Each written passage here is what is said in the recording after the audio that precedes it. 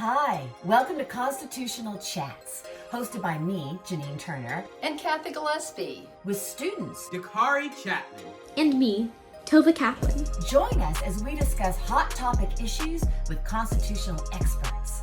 It's sponsored by Constituting America.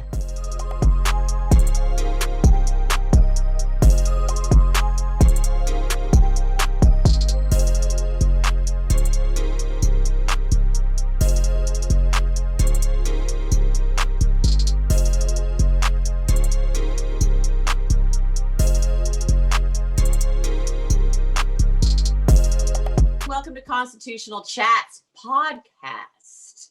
We're thrilled that you're with us. We have a great show today. We're talking about the 13th and 15th Amendment with our special, wonderful, brilliant guest, Stacy Washington. My name is Janine Turner. I am an actress by trade, but I'm also the founder and co-president of Constituting America. So welcome. We're thrilled you're here. Check out constitutingamerica.org. Again, we have our 90-day program, which is starting in February. On President's Day. They're always so educational and wonderful. We have a contest for kids. We have a George Washington speaking initiative. We go all over the country. So check out everything at constitutingamerica.org. Cathy Gillespie is the co-president of Constituting America. It takes two wings to fly. And we together get off the ground, but not without you, our sponsors. And Cathy Gillespie worked on the Hill forever as a chief of staff, and now she's serving on the U.S. Semi-Quincentennial Commission, which is helping to organize the celebration of our country's 250th birthday in 2026. So, Cathy, would you like to talk about our special sponsor today? Yes, thank you, Janine. We want to thank Patrick Gary, who is our sponsor for this episode. Professor Gary is a professor of law at the University of South Dakota and is the author of Limited Government and the Bill of Rights and the False Promise of Big Government, How Washington Helps the Rich and Hurts the Poor. Professor Gary is the author of at least 6 essays for our online 90-day studies, and he's just been a great supporter of Constituting America for many years. So Professor Gary, we thank you for serving as our sponsor of this episode today. Yes, thank you, Professor Gary. That's really wonderful. Thank you so much. Because, I don't know, did I just say this? You're the wind beneath our wings. I just said that, right? So I'll reiterate. You're the wind beneath our wings. We wouldn't get off the ground without you. And all of you who are watching today that have contributed to Constituting America. All right, Tova Kaplan is another one of our panelists. She's 16. Well, I think she's 17 now. She was 16 forever. Brilliant young woman. You're going to see her as, I don't know, Secretary of State, President, whatever she wants to be someday. I know it.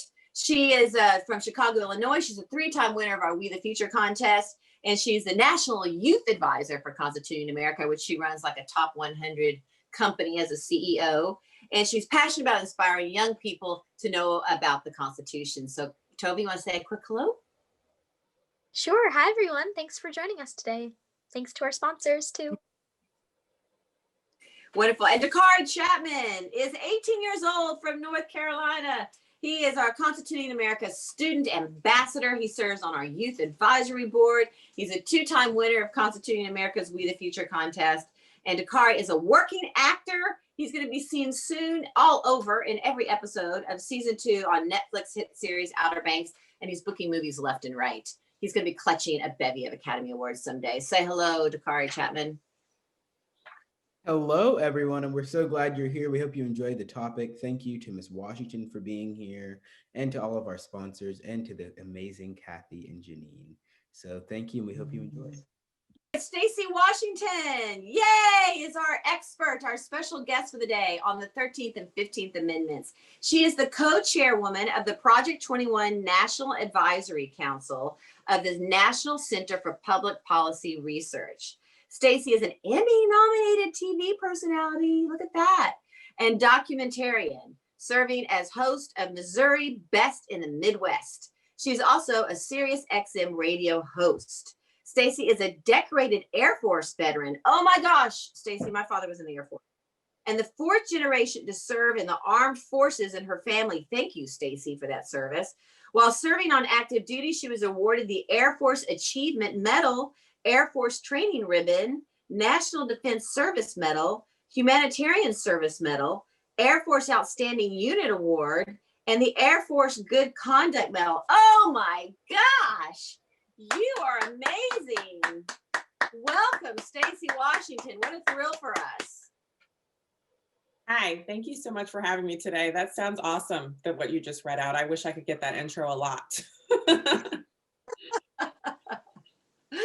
Well, thank you for being with us today. And we know that you are going to teach us all about, and more in depth about the 13th and 15th Amendment. So I think it's really interesting that you're studying the Constitution in today's era, because a lot of Americans don't know what the Constitution says, or why it was brought about in the way that it was, or why the amendments came in the order that they did, or what the founders actually intended when they passed these. These are our rights that are actually given to us by God, but enshrined in the Constitution for our protection. The government is supposed to protect those rights. And so there are some really interesting details about these amendments that will give us room to think about our current political climate and to have an understanding that goes beyond hot takes and political sound bites, because often what we consider to be news readers in the UK, here in the US, we have journalists, but they have their opinion injected into pretty much everything that they share on television and in their writing. So without a functional fourth estate, a functional journalistic apparatus where they simply report the news and investigate stories and report on the happenings of the day without any opinion, it is incumbent upon us as Americans to not only understand what we're seeing in the news every day and to pay attention to it, but to know what the Constitution says and some of the reasoning behind the way that it came to be.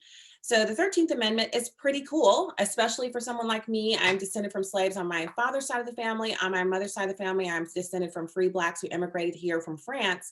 And so the 13th Amendment simply abolishes slavery and involuntary servitude, which was an issue for us in this country because initially we had people of Irish descent and pretty much any descent at all who wanted to come to the US, but in order to get here, because they had no money, they would give themselves an indentured servitude for a period of 7 years or some predetermined amount. That was something that people did, and they would be let free from it. But it was fraught with issues, and it's not a good way to, to pay for something, to be someone's indentured servant. It's a rough life to have to live. So this amendment, the 13th, abolished slavery, involuntary servitude, except for punishment as of a crime. And then the 15th Amendment prohibits the denial of the right to vote based on race, color, or previous condition of servitude. So this was to give former slaves the right to vote. And it's very important for our country as well. The fact that we went to war over slavery and then actually abolished it, and then went through the process of creating a more perfect union with Blacks and whites and people of every different background living here together in the way that humans will, which is that we'll never have a utopia or a perfect union, but we can work towards that, because wherever there are humans, there's going to be, there's going to be issues. So those are the two amendments that we're going to be talking about today, and I'm happy to be here. Thank you for that introduction. It was really good. So I guess to start out, I should ask a pretty forward question. And so that question would be, we know, so how do you think these amendments change the nature of our the federal union in our country as a whole? Well, I mean, we're the oldest democracy in the world, and at the time there were only a couple of other functioning democracies. So most countries were not democracies. There was some kind of monarchy, or they had a ruler of some sort. So we were innovators. We started something that obviously abolition began in the UK, but it was here on our shores where we determined that not only were Black people not property, but that we also were functioning human beings at the same level of every other human being. So at the time, it was kind of revolutionary, the Constitution and the amendments.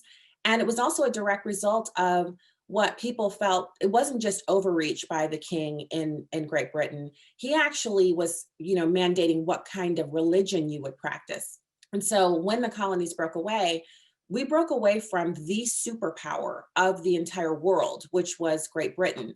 So we did something innovative, and it led to other countries being more free. Many other countries in the interim between our Constitution's ratification and today have used our Constitution as kind of a template to try to get more liberties and freedoms enacted in their own countries. So it's the reason we're the #1 place for immigration.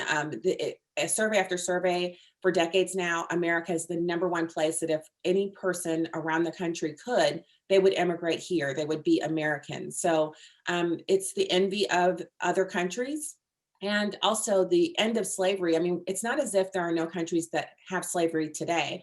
There's still slavery in the Middle East, and of course in North Korea and in China. So we were leaders then, as we are now today. So the Constitution, we know, allocates seats in the House according to population. So before the 13th Amendment, how were those slaves counted? So each slave was 3/5 of a person. At the time that the amendment was ratified, there were about 660,000 slaves in America.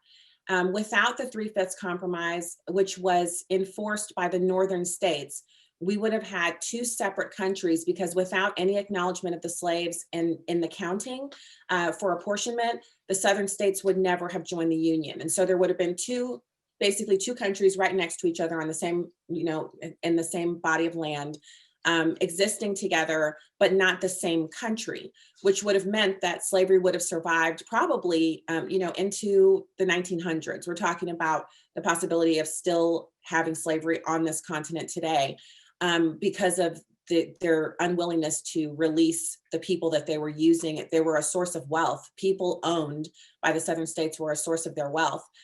So by the time the amendment was ratified, so you're talking about years later, there were 1.6 million slaves. I'm sorry, there were over 4 million slaves, 4 million slaves.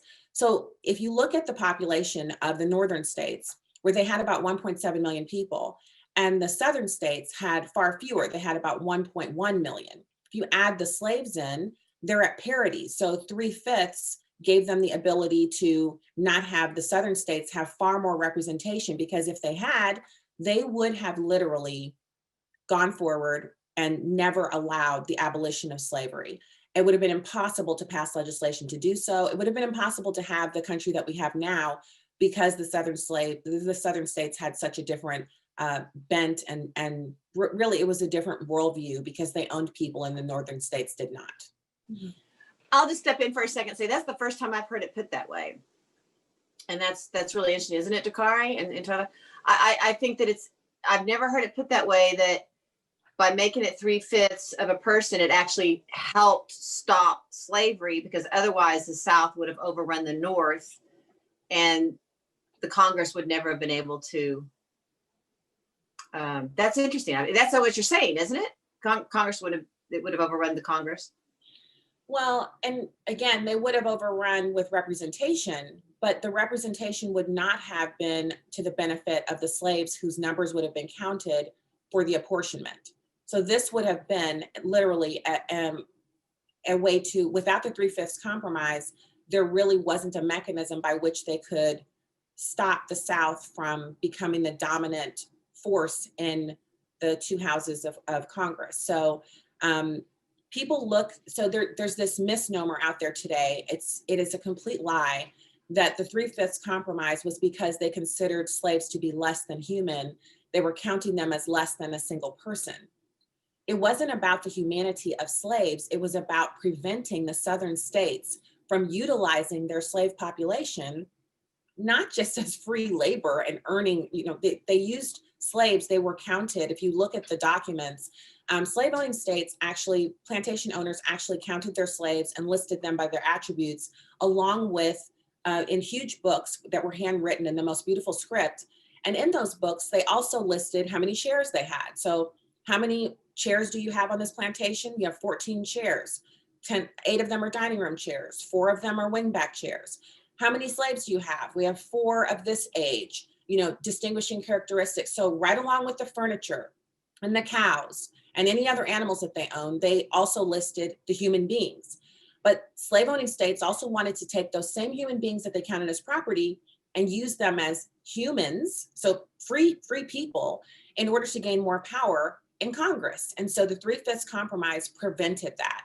Without the 3/5 compromise, I don't think we would have eliminated or abolished slavery. And this is not just my thought on it. It's PragerU has done videos on this. Dr. Carol Swain out of Nashville has done a considerable amount of speaking on this. Thomas Sowell has written about this. Those are some of the Black scholars of our day who are, their educations and backgrounds far exceed mine, and they are thought leaders on this subject. But then we also have constitutional scholars of every ethnic background who have been writing about this for years, and there's a considerable body of work to support the assertion that we would not have ended slavery without the 3/5 compromise. By the way, Miss Washington, with all of your accolades in the Air Force, I feel like I should be calling you by another, how would you like to be addressed? Oh, I'm just Stacy Washington. That was a long time ago when I was in the Air Force. Colonel. No.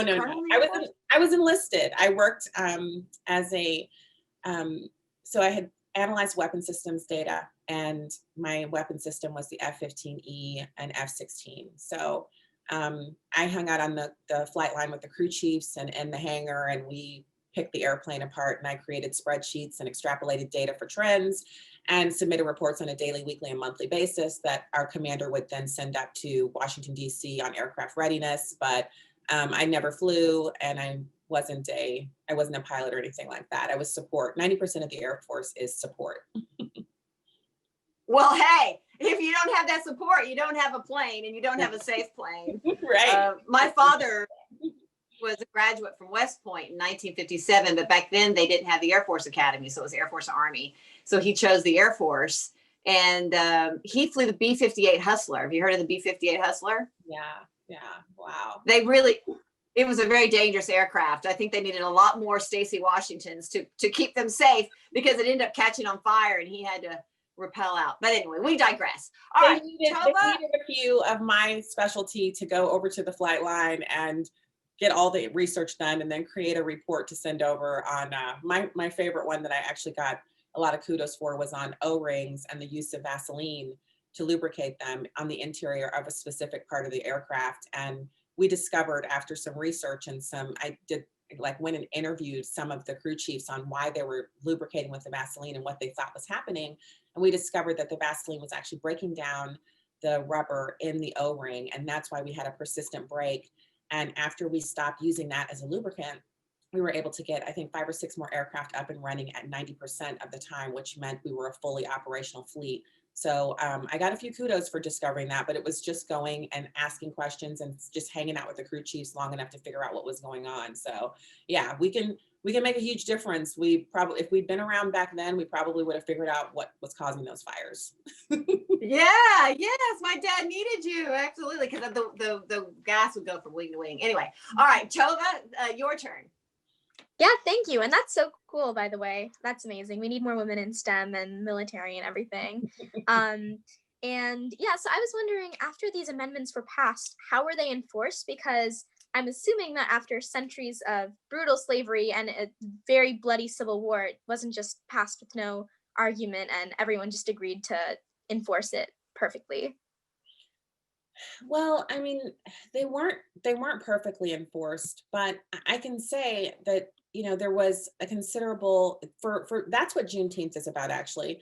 Juneteenth is about the fact that people who were held as slaves didn't know they'd been released, that the Civil War had given them their freedom until I think it was a year and some months later. And that's why we celebrate Juneteenth. Blacks in America celebrate that because that was the day they found out that they'd been freed, and they were the last slaves in the country to find that out. So there was, of course, spotty enforcement, but there was also, there were the abolitionists themselves who were really interested in getting Blacks out of the South. And so a lot of Blacks would move north. And as they moved north and migrated, it left fewer Blacks in the South, although they're still a considerable population. And so what I found about enforcement, there's not a lot written about it, but what I found is that it was kind of like it is today. I mean, one of the most interesting things that we hardly ever think about, besides the screw eyelet lows, which is another story I'll tell another day. But one of the things we don't think about is that we vest a lot of authority in symbols that otherwise would have no power, except that we agree as a society that that means something. So, what does an octagon painted red on a piece of metal at a corner with 4 white letters on it mean? Well, we all know instantly that that means stop. And we obey that. We don't pull up to stop signs and look around to see if there's a police officer and then, blow through it. We just stop because we understand, first of all, that not stopping means you could have a horrible accident. Not stopping, if there is a police officer around, means you could get a ticket. But it's more than that. It's that we respect the stop sign and we vest authority in it. We just all agree that it means stop, and then we do it. Some people don't, but they are in the minority. It's the same thing with police officers in their uniform, although after the past couple of years, we have seen that diminish a bit. We vest authority in a police officer. So when you pull up to a stoplight and the light isn't working, but there's a police officer there, when he points to you and gives you the wave, you drive past because he is wearing a uniform of authority. So it took a while to get there, but eventually it was accepted that the war was over and that Black Americans were free.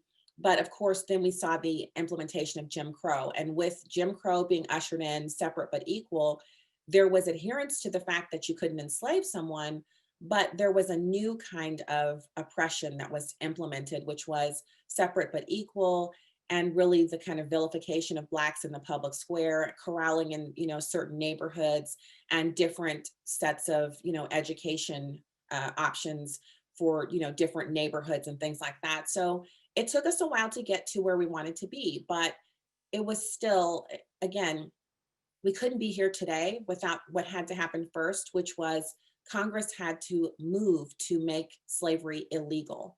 And that had to happen. And it was that act that got us to this place where I can be sitting here on this webinar, speaking to a group of, individuals. We're not all the same. We're not from different backgrounds. My husband and I live in the suburbs. I work from home. I have a national radio show. All things I could not do if I was living in the Jim Crow era or if we hadn't had these amendments ratified.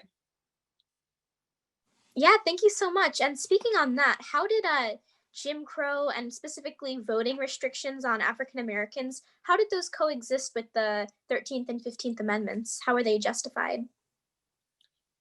Well, again, so we go back to human nature.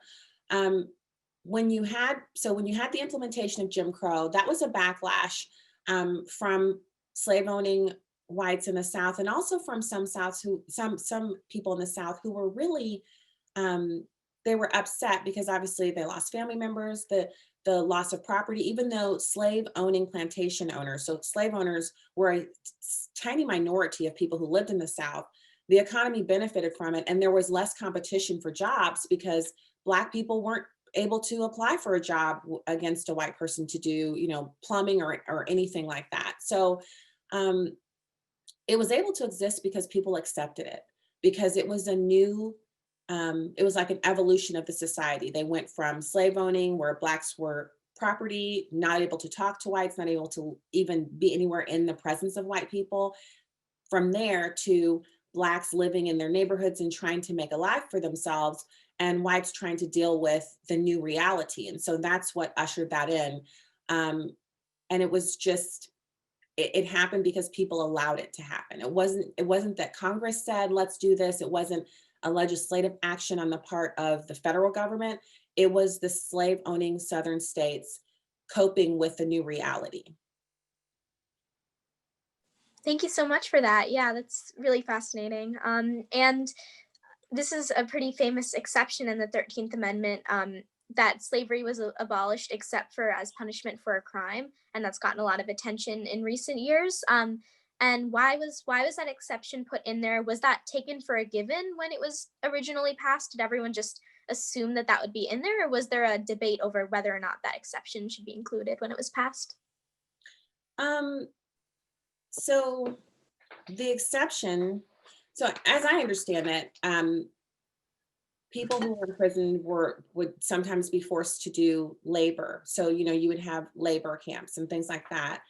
And it made it possible, essentially, if you're working for someone for free and you're not being compensated, you have no opportunity to be compensated, I would consider that to be slavery.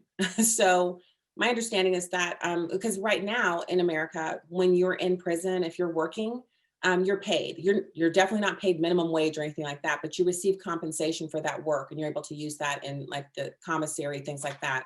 Where before you weren't unpaid when you're in prison and you're working, and they had labor camps. So I think that was the reason why that was worded that way. But obviously in this country, slavery is outlawed. There is no provision for slavery anywhere in our law. Slavery does not exist legally in this country. And I would just say, the 13th Amendment completely abolished slavery. It didn't mitigate it or phase it out. It was made clear that it was unconstitutional and incompatible with a Republican form of government. It was a complete and utter change that benefited Black people, although, again, we're dealing with human beings. So in a Sims game, you're going to implement something new, and every character that you designate to do that new thing will do it, which is fantastic, but it's a game. In real life, human beings will find ways around laws that they don't like. And that's why they break the law. That's called criminality and law breaking. Sometimes it's very mild, people who roll through stop signs, to go back to a previous example. Sometimes it's kind of extreme, but law breaking will exist as long as human beings exist. And so it was the founders in the very beginning, their intention was not to be a slave owning country.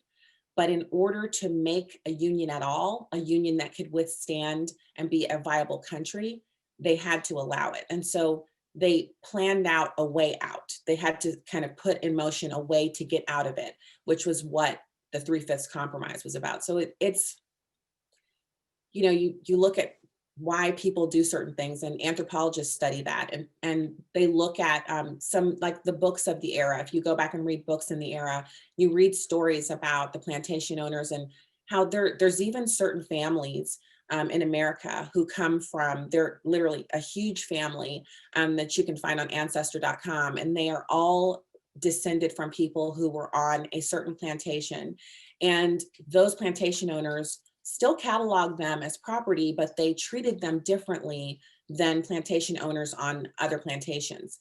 And so it's a part of their oral history and now written history, because they've gone back through and documented it. They found the books where their ancestors were cataloged, and they see the difference in the way they were cataloged in comparison to the way that other slave owners cataloged their property. And there was a difference in the way they were treated. Some of them were taught to read, they were taught skills. The same thing with Thomas Jefferson's slaves. I mean, obviously he's had a very interesting story that is far beyond his contributions to our federal government, in the way that he and his wife owned slaves. He married into a slave owning family, and then the way they treated them. And if you tour Monticello and see the things that the slaves that his family owned were able to accomplish, you can see that they were treated differently than others. So it's humanity. And I think, we're not going to have any substantial changes, the kinds of changes that we were able to see back then, where they ratified constitutional amendments and changed the very essence of this country.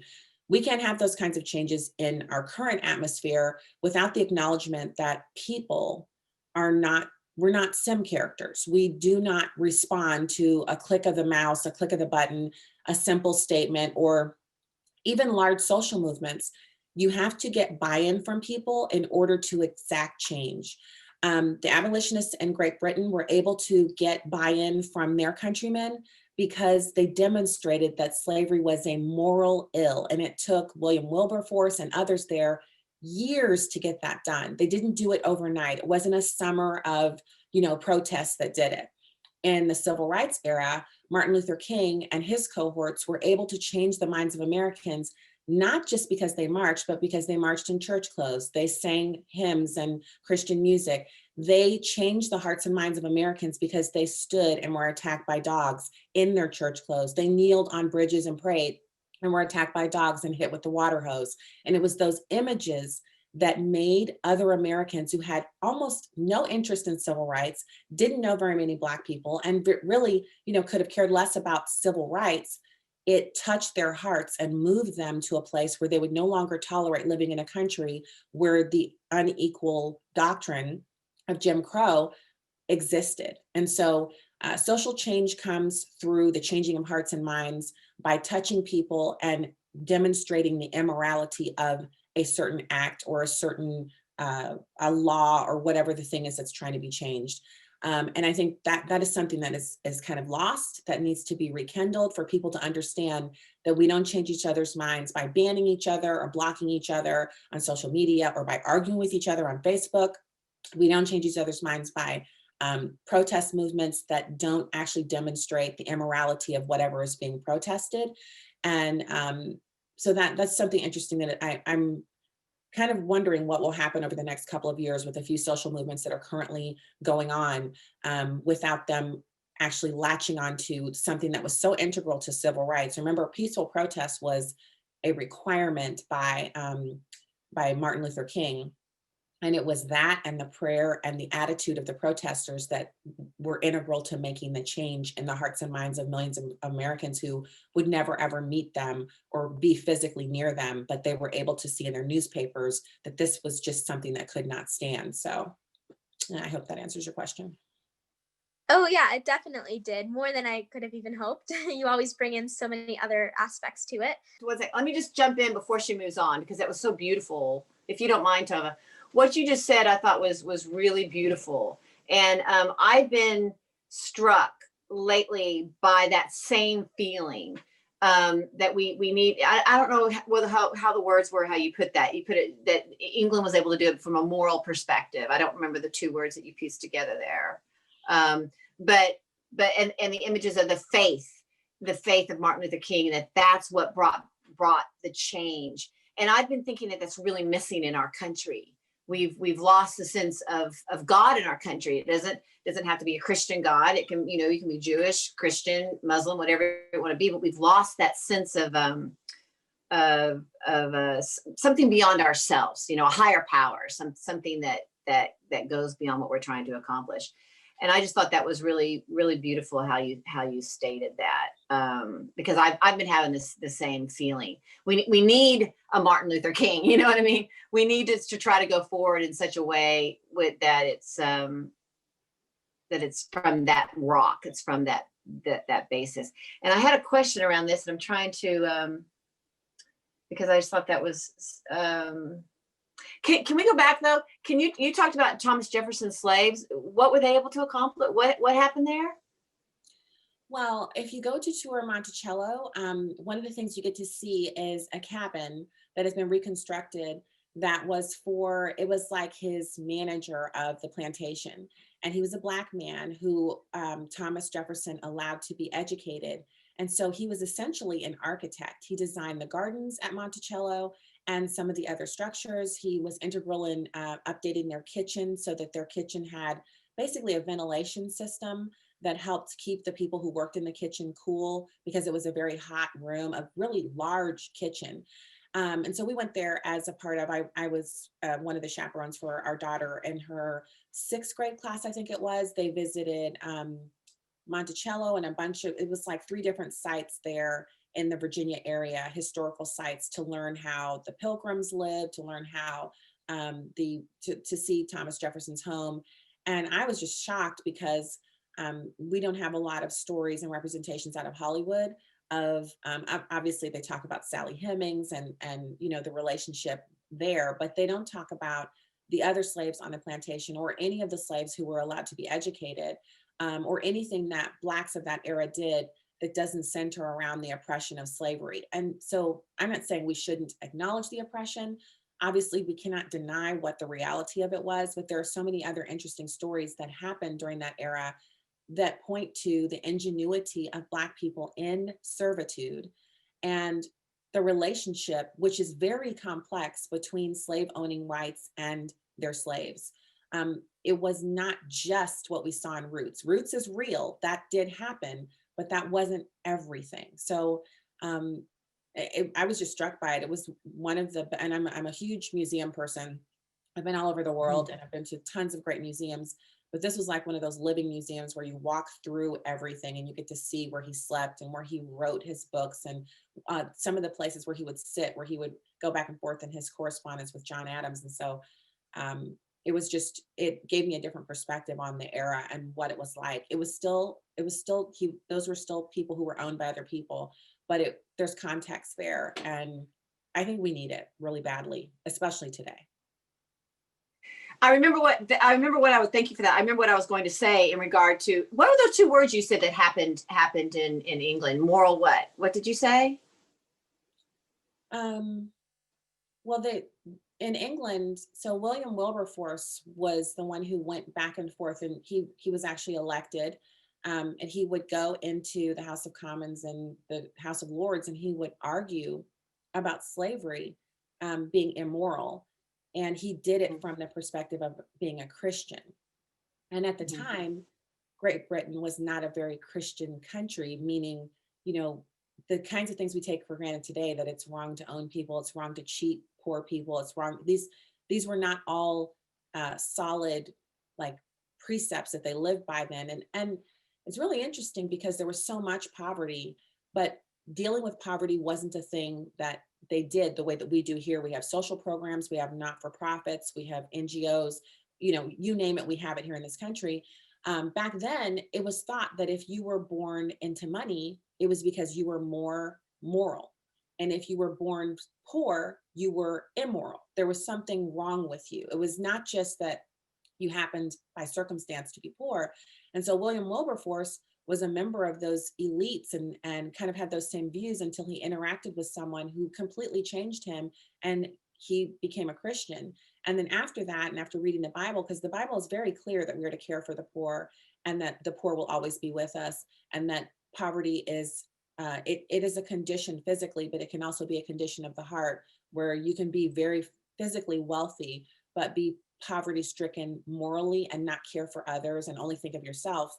And that's the kind of poverty that is much more consequential than being poor physically.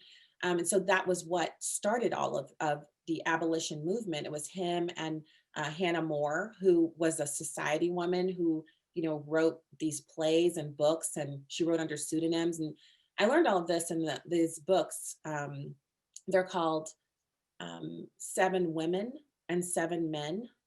And they're amazing books. And okay, just because I said the title, the name is escaping me, but Eric Metaxas, I believe, is the author. They're like the books that you have to read. If you want to understand what's going on today, you have to read 7 Women, 7 Men, and then there's 7 More Men, you read that one. And then he's coming out with 7 More Women this year in 2021. They're historical looks at the 7 most consequential men and the 7 most consequential women. And then he adds on 7 more and 7 more after that for each. And these are these short autobiographies that you need to read, that it might spur you to go on and read more, reading about George Washington, William Wilberforce, Hannah More, Corrie ten Boom, and the stories of their lives and how they took, without consideration of their circumstances, they took it upon themselves to change their world. And in doing so, they have a blueprint for the rest of us on how we can change our world. And here's a hint: it's not social media. it's not that. It's action, caring for other people. So that's how I learned about William Wilberforce. Although I knew who he was, and I'd read, of course, you can always go Wikipedia and learn about William Wilberforce. But the things that he has researched in the book about William Wilberforce, it will blow your mind. And so a friend of mine gave me, you have to read it.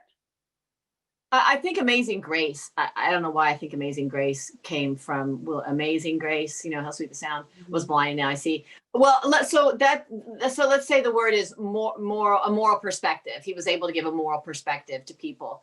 And I remember what I was going to say. When you talk about the violence and how that didn't really accomplish in totality, until Martin Luther King was able to bring a moral perspective the way Wilberforce did in England.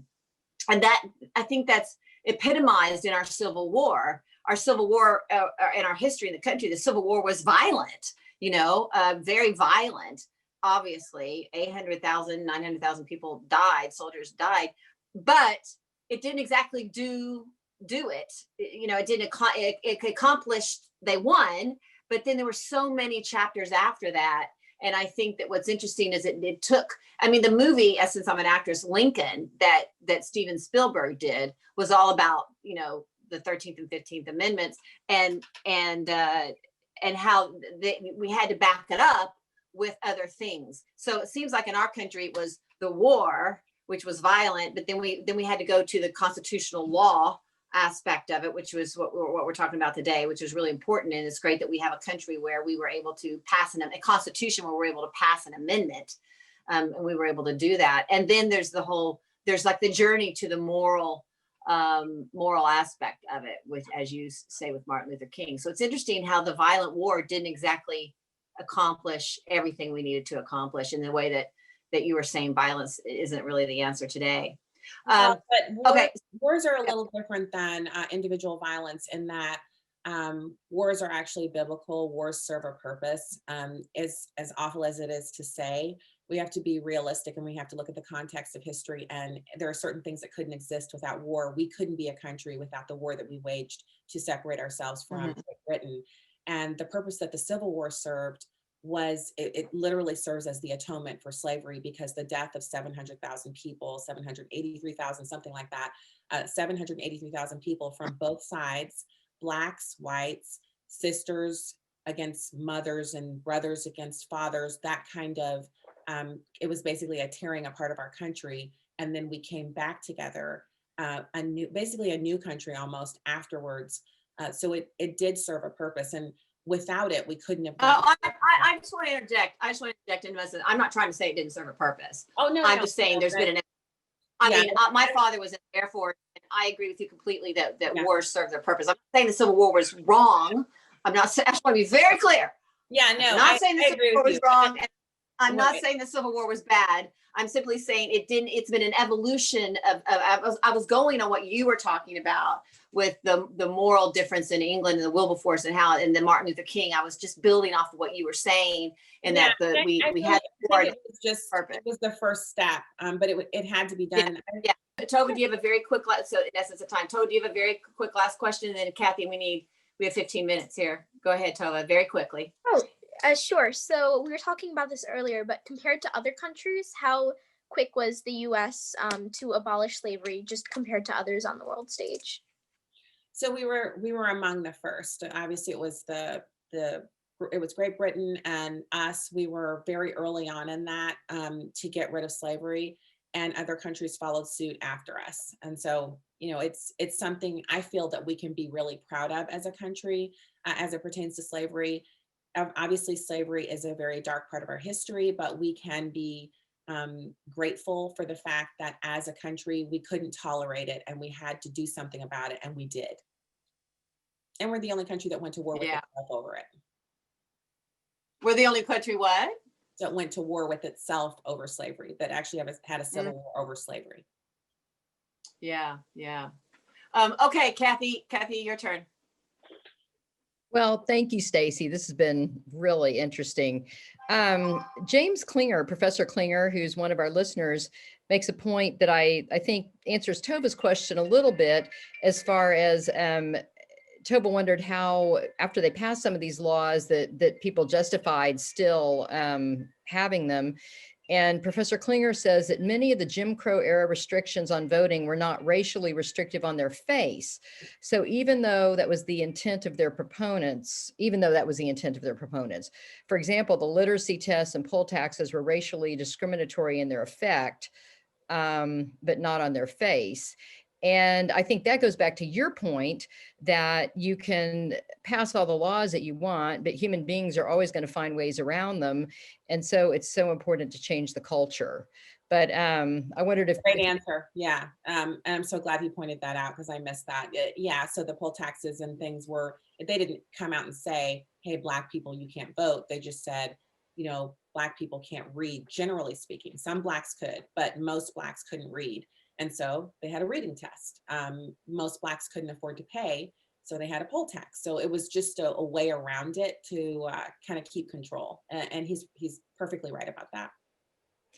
And then he also asks on the 15th Amendment, how was it implemented in the South immediately after its ratification? Would you want to speak to that? Immediately after. Well, I mean, so all of these things went through, it was a process of, you had to change things. You had to change the current laws and the current procedures. And so they created new laws and procedures to permit something that they didn't want to happen, which is why you had the implementation of the poll taxes, because when they sat down to figure out how they were going to change the law to adhere to what the federal government had basically ratified, they had to figure out, how are we going to make this happen? And we see this happen all the time today, where I'm really big into attending. We attend virtually now, our city council, county council, really. I live in the county council meetings, and it's the same thing. We watch them when there's some new thing that comes from the state government or the federal government. They then have to try to implement it, and they'll sit and have debates about it. And then they'll pass a resolution, which is kind of like the precursor to the actual thing. And then they'll go through the process of perfecting a bill and then actually implementing it. And so that's similar to what they did then, only again, this was something they didn't want. So that's why we see all of the different, basically kind of roadblocks to Black people getting to do what they wanted to do. Okay. And then we also have Michael Johnson asked a question that I think we'd love to hear your view on, and you alluded to it a little bit really throughout our episode, but so many people today say the founders should be condemned because they tolerated and in many instances participated in slavery. But then others say they should be commended for advancing the cause of human freedom overall, even if their acts didn't always live up to high principles. Or do you feel our view of the founders should be something in between? So, there's this push now to take people who contributed in major ways to this country and reduce them down to whatever they did that isn't currently allowed. And it makes me think of some of the books that I've read. I've read everything Agatha Christie has ever written. I hated mystery books, and then I was in the hospital and a friend brought me an Agatha Christie mystery. And I was like, oh, I don't read mysteries. And she was like, you're in the hospital. You can either watch TV or you can read this mystery that I brought you. And I'm like, okay, mom. She wasn't my mom, but I took the book and I read it and I was hooked. So my husband was going and getting these books for me and bringing them to me. And then I realized I'm reading them out of order and I need to read them in order. So I printed out a list and I started reading them, and I read every single one. And it wasn't until I'd read about 70 of them that I learned that Agatha Christie was a rabid racist. She was a society woman living in post-Victorian England.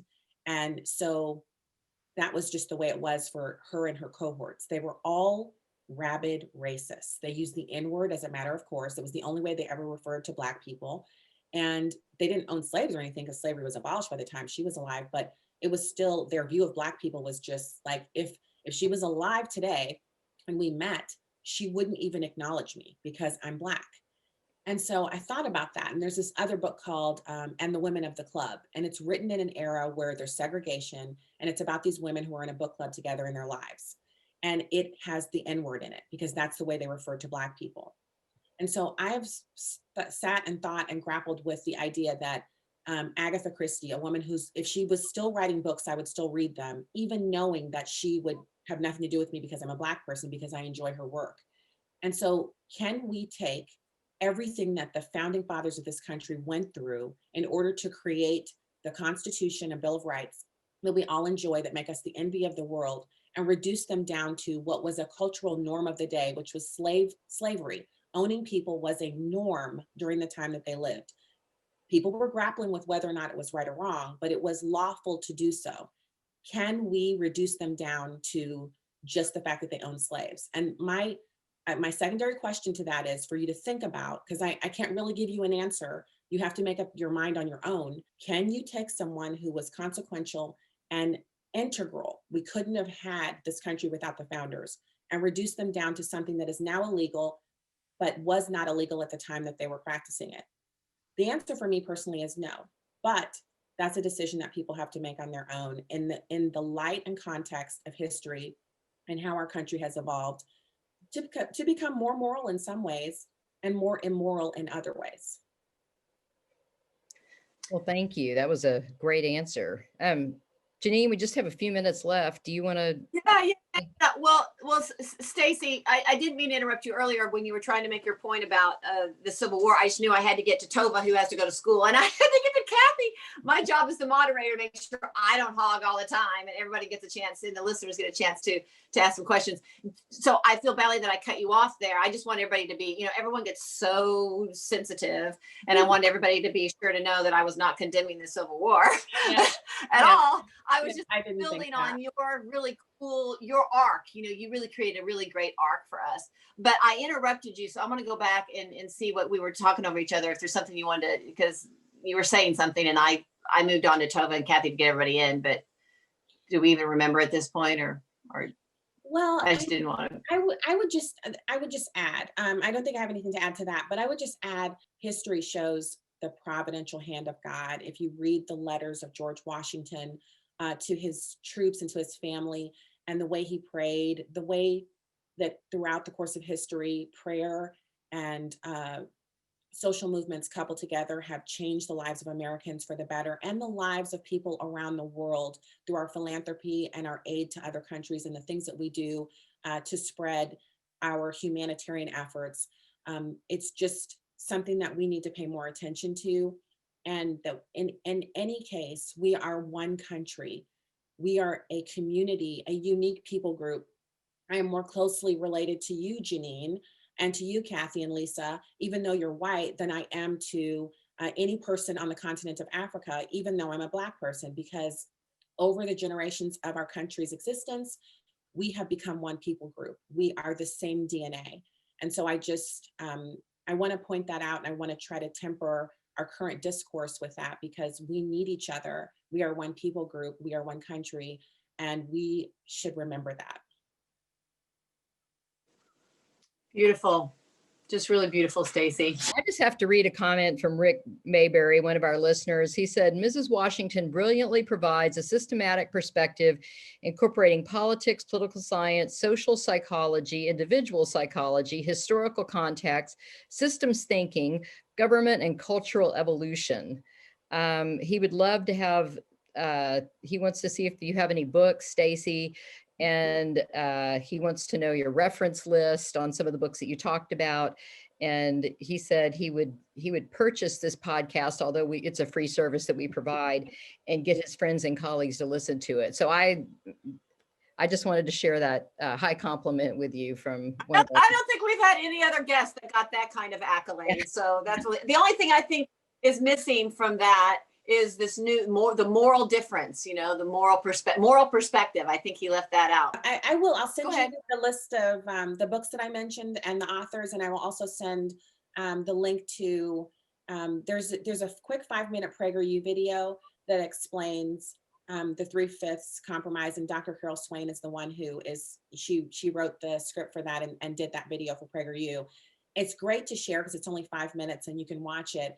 And then you can go and do your own research into, going deeper with it. But I'll definitely send over anything that I can provide. I do have a book that's coming out, but we're still, it's not finished, and it won't be out until late spring, early summer. But you can always go to stacyontheright.com and subscribe, and then you'll find out all about the stuff that I'm working on. And your podcast.